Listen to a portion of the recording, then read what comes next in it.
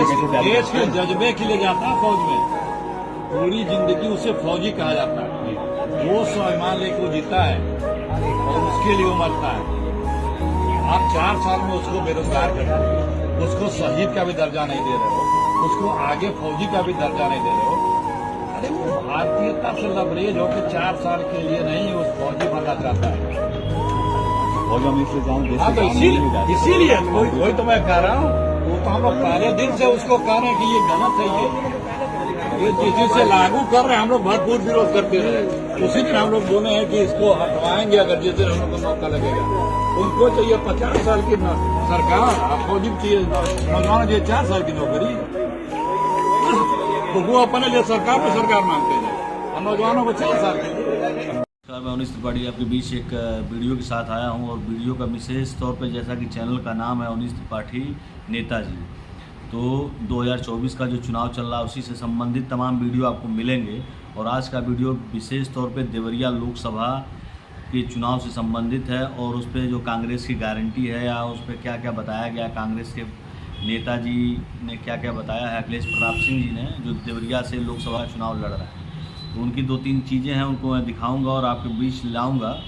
तो पहले मैं 2-4 लाइनें थोड़ा सा आप सुन लीजिए, मेरा भी बर्दाश्त कर लीजिए। जुल्म इतना बुरा नहीं, जुल्म इतना बुरा नहीं जितनी खामोशी है, जुल्म इतना बुरा नहीं जितनी खामोशी है, बोलना सीख लो वरना पीढ़ियाँ गूंगी पैदा होंगी।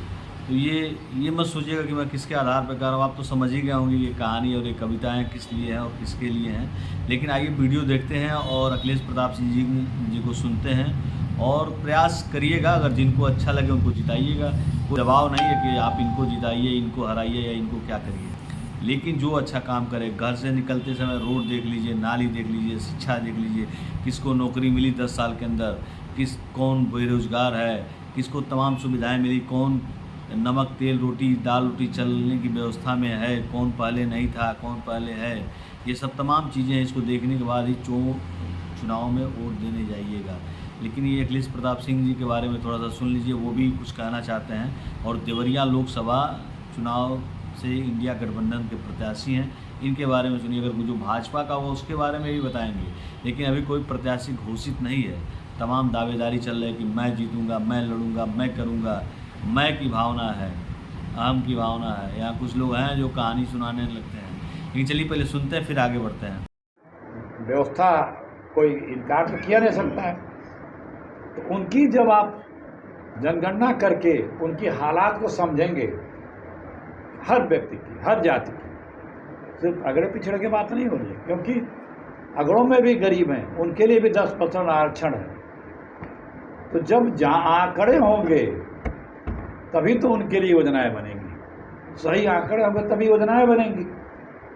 तो योजनाएं बनाने के लिए जनगणना जरूरी है। कुछ दिनों तक बीजेपी कहती थी कि हम ये करेंगे, अब कहती है, चुप रहती है, जवाब देती है। तो इन्हीं सब बातों को लेकर के आपका ज़्यादा समय नहीं लेंगे। पहचान करनी हो तो वहाँ की मीडिया की स्वतंत्रता से ही होती है।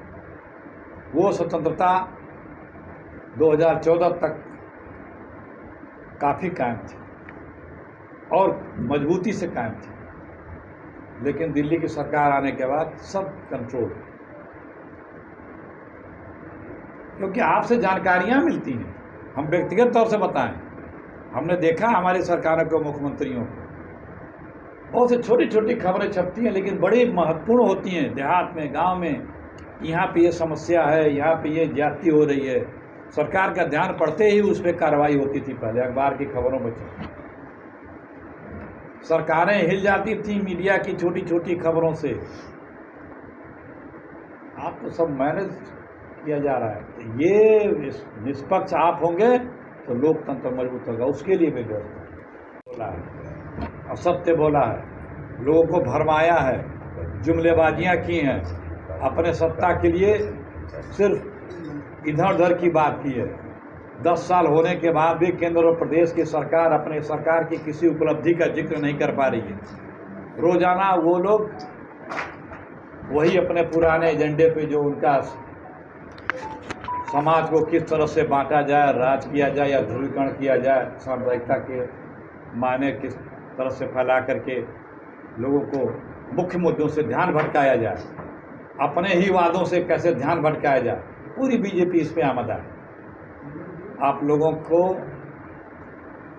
कांग्रेस पार्टी जर्नलिज्म के लिए भी, जर्नलिस्टों के लिए भी जो समस्याएं हैं उसके लिए भी हम लोग व्यवस्था बनाएं, क्योंकि मीडिया एक ऐसा स्तंभ है जो सरकार को आईना दिखाता है, और उससे सरकार यदि ईमानदार है तो मीडिया के आईने से जो दिखा रहा है उससे अपने आप को सुधार करके जन कल्याणकारी योजना या जनहितकारी सरकार चला सकता है। लेकिन आज ऐसी सरकार दिल्ली में नहीं है। उससे अगर असहमत है, कोई पत्रकार यदि लिख दे रहा है कि मिड डे मील में भात में और माड़ में नमक मिला के दिया जा रहा है, तो उसको गिरफ्तार कर दिया जाता है। 1.5 दर्जन से ऊपर पत्रकार यूपी में उनकी हत्याएं हो चुकी हैं। कम से कम 50 पत्रकारों पे यूपी में मुकदमे लिखे जा चुके हैं। यूपी के बाहर के पत्रकारों बाद में बात कर रहे हैं, कितने अभी भी मुकदमे जेल में और जेलों में हैं। ट्वीट कर देने से पत्रकारों पे कार्रवाइयाँ हो जा रही हैं, असहमत व्यक्त कर देने से उनके ऊपर कार्रवाइयाँ हो जा रही हैं। तो एक निष्पक्ष स्वतंत्र मीडिया की स्वतंत्र और ताकतवर लोकतंत्र में आवश्यकता होती है। वो लोकतंत्र बिना मीडिया के स्वतंत्रता के जी ही नहीं सकता है। उसे लोकतंत्र कहा नहीं जा सकता जहाँ मीडिया की स्वतंत्रता न हो। करके विकास रोजगार केंद्रित योजनाएं हमारी लाई जाएंगी। अग्निपथ योजना जो है, इसे तत्काल निरस्त कर दिया जाएगा और पूर्ण रूप से अस्थायी फौजी की जो भर्ती होती है वो भर्ती तुरंत चालू की जाएगी। आंगनबाड़ी कार्यकर्ताओं की संख्या दुगनी कर 14 लाख अतिरिक्त नौकरियों की अवसर प्रदान किया जाएगा और जीडीपी में मैन्युफैक्चरिंग की हिस्सेदारी 14% से बढ़ाकर 20% की जाएगी। ये हमारे जो 5 न्याय हैं और उसकी 25 गारंटियां हैं, उनका संक्षिप्त में मैंने आपको जानकारी दी। हमारे 2024 के चुनाव में ये मुख्य हमारे मुद्दे हैं। इसके अलावा हमारा मैनिफेस्टो भी है, लेकिन ये जो मुद्दे हैं 25, ये वो गारंटी हैं जो राहुल गांधी बोलते हैं सरकार बनते ही पहले ही दिन कैबिनेट की बैठक में ये मुद्दे लागू हो जाएंगे। बीजेपी अभी तक अपने मैनिफेस्टो को एक भी लाइन लागू नहीं कर पाई, अपने वादों को लागू नहीं कर पाई। लेकिन कांग्रेस पार्टी ने जो भी बोला है, जहां भी चुनाव हुआ है और हमारी सरकार आई है, हम लोगों ने तुरंत उसको लागू किया और इसे तुरंत लागू करेंगे। जनता का इस न्याय से जनता का, हमारे देश का इकोनॉमिकली वो स्ट्रांग होंगे लोग, उनका जीवन स्तर ऊपर उठेगा, बेरोजगारी कम होगी, इससे महंगाई पे नियंत्रण आएगा, अर्थव्यवस्था में नया उछाल आएगा, किसानों की हालत अच्छी होगी इससे, क्योंकि स्वामीनाथन कमेटी की रिपोर्ट दे रहे हैं। महिलाओं के लिए इसमें सशक्तिकरण की बहुत सी योजनाएं हैं, जैसे वृद्ध महिला को 1 लाख रुपए पेंशन, घर परिवार अपने लिए, उनको तमाम तरह की नौकरियों में सुविधा, उनके लिए केंद्र की सरकार में आरक्षण की, नौकरियों में आरक्षण की व्यवस्था महिलाओं के लिए, नौजवानों के लिए नौकरी की व्यवस्था, 30 लाख केंद्र सरकार में रिक्त पद, प्रदेशों में जो रिक्त पद हैं वो अलग सब भरे जाएंगे। इन्हीं सब बातों के लिए आज आपको एक अति आवश्यक प्रेस कॉन्फ्रेंस के लिए बुलाया था। इसी बात के लिए हम अपेक्षा करते हैं कि आप लोग के माध्यम से कांग्रेस पार्टी की ये जो गारंटी है, 5 न्याय की 25 गारंटियाँ, ये जनता तक पहुँचेगी और जनता को एक बेहतर भविष्य, एक बेहतर जीवन, एक बेहतर सरकार इंडिया गठबंधन देगी। हमारे यहाँ आजकल आउटसोर्सिंग का एक रिवाज बीजेपी ने शुरू किया। नौजवानों को 24 घंटे की नौकरी चाहिए, मोदी जी दे रहे हैं। फौजियों को 4 साल की दे रहे हैं, 22 साल में रिटायर हो जाएंगे। और अपनी नौकरी सरकार में बैठने के लिए वो कहते हैं कि हम 25 साल से बैठे हैं, 25 साल और हमको दीजिए। उनको सत्ता चाहिए 47 तक की, और नौजवान को नौकरी दिन भर की, दिहाड़ी का मजदूर बना के नौजवानों को रख दिया है।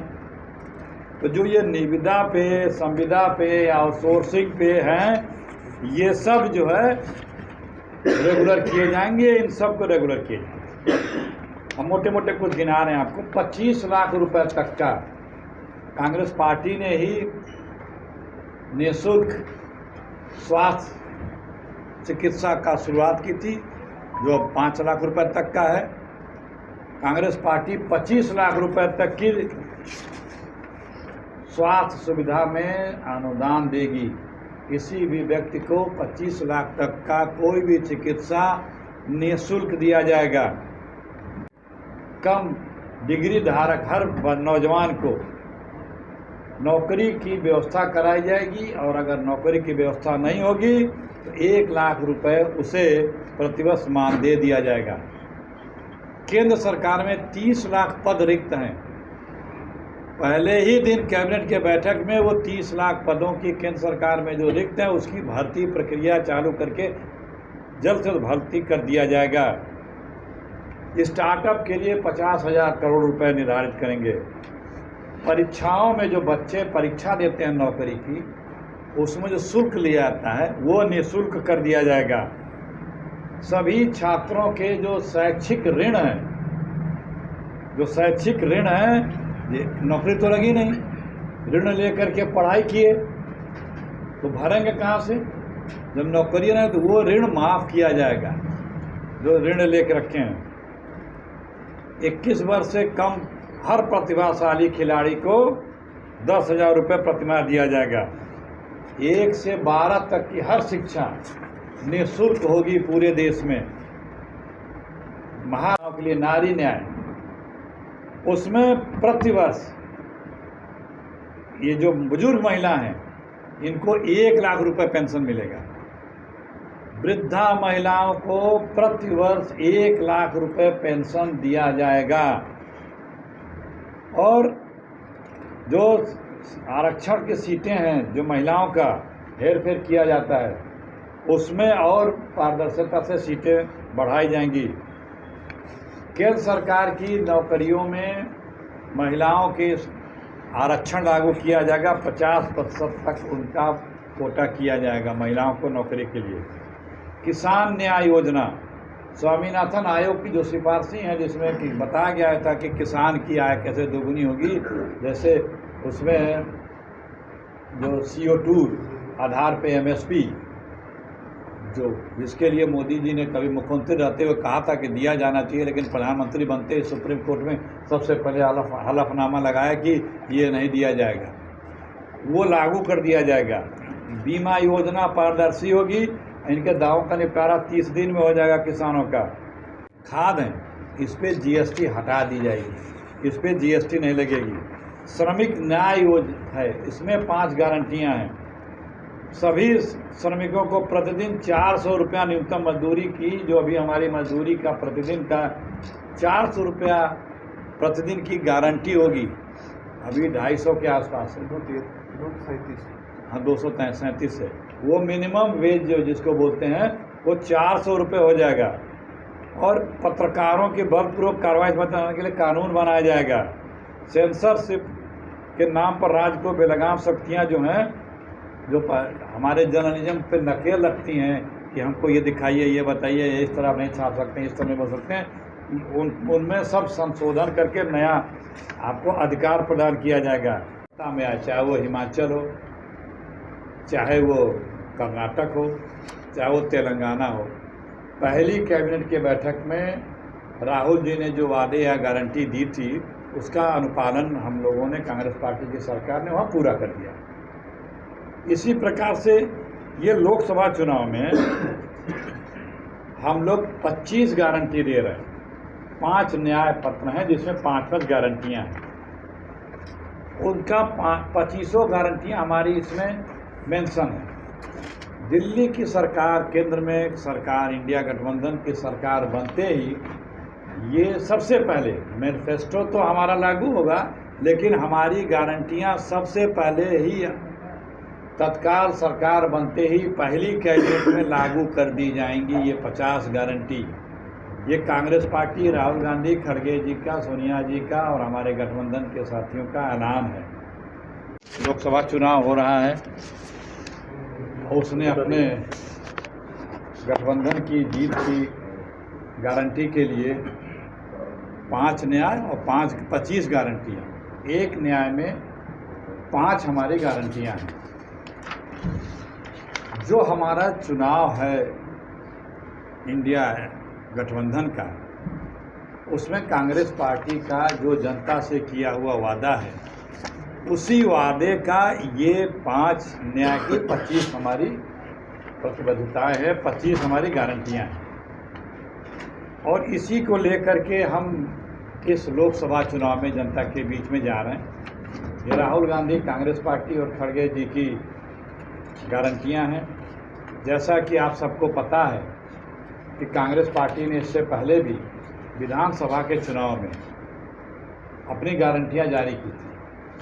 जनता के बीच में कांग्रेस पार्टी ने अपनी प्रतिबद्धताएं, अपनी गारंटी जारी की थी। अपने बताया था कि हम ये गारंटी करते हैं कि सत्ता में आने के बाद इन चीज़ों का अनुपालन हम करेंगे। प्रणाम। आज एक अति आवश्यक पत्रकार वार्ता के लिए आपको इसलिए बुलाया गया है कि कांग्रेस पार्टी ने, अखिल भारतीय कांग्रेस कमेटी ने आज पूरे देश में, खासतौर से देवरिया जनपद में पत्रकार वार्ता के लिए हमें निर्देशित किया गया कल रात में कि बतौर भारतीय राष्ट्रीय कांग्रेस के प्रवक्ता और प्रत्याशी के रूप में कांग्रेस पार्टी ने अपने 5 प्रतिज्ञाएं जारी की हैं। उन 5 प्रतिज्ञाओं में 25 हमारे कमिटमेंट हैं। उन 25 कमिटमेंटों के बारे में आज आपसे बात करने और आपको बताने के लिए यहाँ पे हम आप लोगों को बुलाए हैं।